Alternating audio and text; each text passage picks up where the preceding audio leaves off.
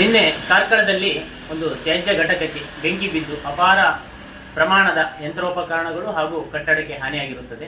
ಕಳೆದ ಬಾರಿ ಒಂದು 4 ತಿಂಗಳ ಹಿಂದೆ ಹೆಬ್ರಿ ಎಂಆರ್ಎಫ್ ಘಟಕಕ್ಕೆ ಹಾಗೂ ಹೆಬ್ರಿ ತಾಲೂಕಿನ ಬೆಳವೆ ಗ್ರಾಮ ಪಂಚಾಯಿತಿಯಲ್ಲಿ SLRM ಘಟಕಕ್ಕೆ ಹೀಗೆ ತ್ಯಾಜ್ಯ ಘಟಕಗಳನ್ನೇ ಗುರಿಯಾಗಿಸಿ ಎಲ್ಲೆಂದರಲ್ಲಿ ಬೆಂಕಿ ಹರಡಿಸುವಂತ ಕೆಲಸಗಳು ನಡೀತಾ ಇದೆ. ಯಾರೋ ಇದು ಒಂದು ಸ್ಕ್ಯಾಮ್ ಅಂತಾನೆ ಹೇಳ್ಬೋದು.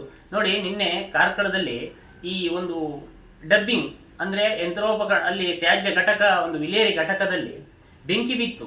ಮಳೆ ನಮ್ಮ ಹೆಬ್ರಿ ಭಾಗದಲ್ಲಿ ನಾವು ಎಂಆರ್ಎಫ್ ಘಟಕದ ಒಂದು ಮಾಹಿತಿಗಳಂತ ಹೇಳಿದ್ರೆ ಇದು ಕುಲಂಕುಷವಾಗಿ ತನಿಖೆ ಆಗಬೇಕಂತ ಹೇಳಿ DC ಹಾಗೂ ನಮ್ಮ ಲೋಕಾಯುಕ್ತ ಕಚೇರಿ SP ಅವರಿಗೆ ಹೆಬ್ರಿ ಎಂಆರ್ಎಫ್ ಘಟಕ ನಾವು ತನಿಖೆ ಮಾಡಿಸಿ ಅಂತ ಹೇಳಿ ಮಾಹಿತಿ ಕೊಟ್ಟು ತನಿಖೆ ಮಾಡಿಸಿ ಅಂತ ಹೇಳಿ ಮನವಿ ಕೊಟ್ಟಿದ್ದೇವೆ.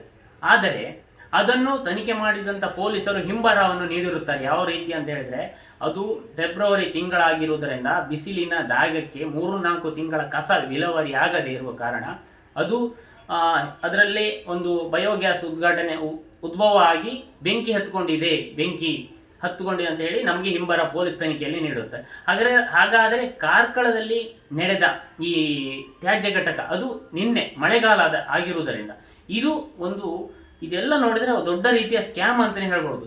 ಈಗ ನಾವು ಅಲ್ಲಿ ಪೊಲೀಸ್ ತನಿಖೆಗೆ ಒತ್ತಾಯಿಸ್ತೇವೆ. ಯಾಕಂತ ಹೇಳಿದ್ರೆ ಒಂದು ಹೆಬ್ರಿಯ ಎಂಆರ್ಎಫ್ ಘಟಕ 3.5 ಕೋಟಿ ವೆಚ್ಚದ ಸಂಪೂರ್ಣ ಕಟ್ಟಡ ಯಂತ್ರಗಳು ಸಂಪೂರ್ಣ ನಾಶವಾಗಿ ಕಾರ್ಕಳದಲ್ಲಿ ಇನ್ನೆಲ್ಲೆಲ್ಲ ಬೆಂಕಿ ಬೀಳುವಂತ ಸಂಭವಗಳು ಉದ್ಭವ ಆಗಬಹುದು. ಇದು ಕೂಡಲೇ ಕ್ರಮ ಕೈಗೊಳ್ಳಬೇಕಂತ ಈ ಮೂಲಕ ಕೇಳಿಕೊಳ್ಳುತ್ತಿದ್ದೇವೆ.